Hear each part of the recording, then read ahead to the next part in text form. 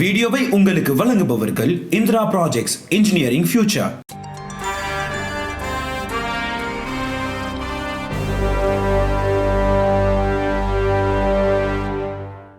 எல்லாருக்கும் வணக்கம்.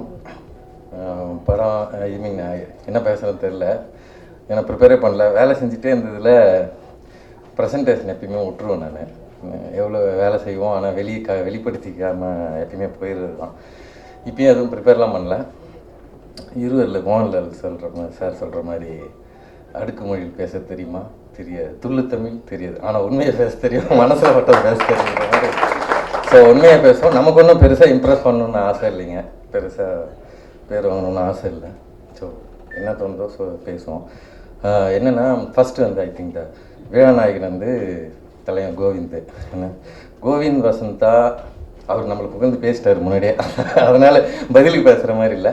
பட் என்னென்னா ஒரு டைரக்டருக்கும் ஒரு ப்ரொடக்ஷன் கம்பெனிக்கும் ஒரு மியூசிக் டைரக்டர்கிட்ட ஒரு சில குவாலிட்டிஸ் எதிர்பார்ப்பாங்க. அது ரொம்ப ரேர் காம்பினேஷனான குவாலிட்டிஸு. என்னென்னா டேலண்ட்டு, ஈகோ இல்லாமல் இருக்கிறது, கம்ப்ளீட் டெடிக்கேஷனு. இது ரொம்ப ரேர் குவாலிட்டி. மூணுமே ஒரே இடத்துல இருக்குது.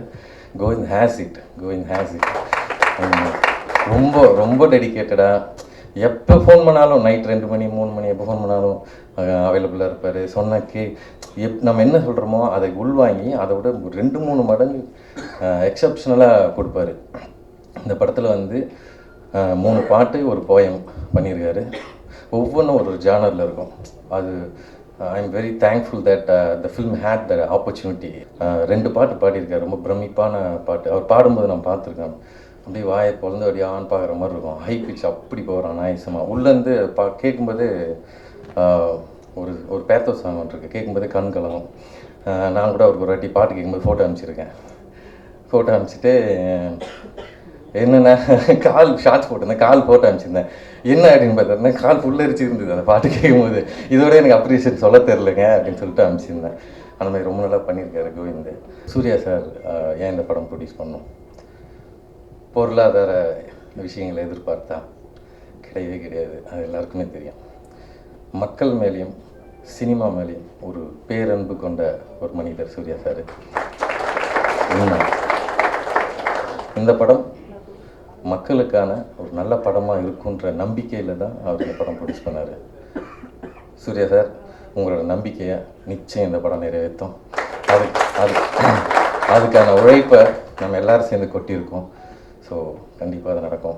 சரியான ஒரு பிளானிங் இருக்கும், பக்காவான ஒரு திட்டமிடல் இருக்கும். கேட்டு எல்லாமே கிளியர் பண்ணிட்டா அதுக்கு மேலே திரும்ப விஷயங்கள் பேசுகிறதோ ஸ்ட்ரெஸ் கொடுக்குறது எதுவுமே இருக்குது. அவ்வளோ தெளிவாக பிளான் பண்ணி சொன்ன தேதியில் ஆரம்பித்து சொன்ன தேதியில் படம் எக்ஸிக்யூட் பண்ணி ஒரு தொய்வில்லாமல் படத்தை முடிக்கிறது. ஒரு படத்துக்கான process, pre production, shoot, post production, release, audio launch, release வரைக்கும் ஒரு தொய்வில்லாமல் ஒரு படம் எக்ஸிக்யூட் பண்ணுறது ரொம்ப ரொம்ப ரேரு. தமிழ் சினிமாவில் 200 படம் ரிலீஸ் ஆகுதுன்னா எனக்கு தெரிஞ்சு 150 படத்துக்கு மேலே இதில் எல்லாத்துலேயுமே பிரச்சனை இருக்கும். அது எவ்வளோ வலி கொடுக்குன்றது I'm sorry, I know it.